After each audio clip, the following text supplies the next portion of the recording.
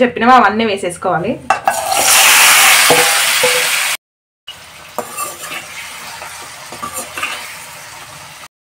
కారం వేసుకోవాలి, ఉప్పు వేసుకోవాలి, ధనియా పౌడర్, పసుపు. ఈ కారం ఉప్పు మనం ఇట్లా కలుపుకున్నాక 5 నిమిషాలు మూత. ఇప్పుడు సొరకాయ ముక్కలు వేసుకోవాలి.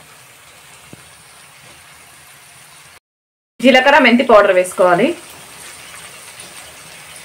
సాంబార్ పౌడర్, చింతపండు రసం పోసుకోవాలి.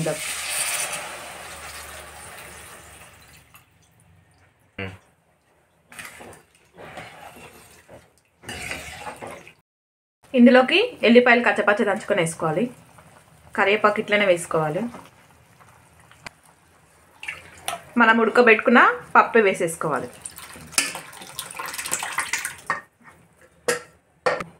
ఆయిల్ వేసుకోవాలి, ఇందులోకి వెల్లిపాయలు వేసుకోవాలి,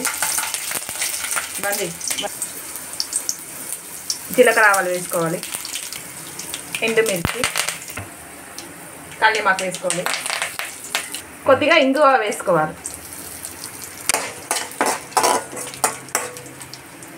ఇందులో పప్పు వేసుకోవాలి.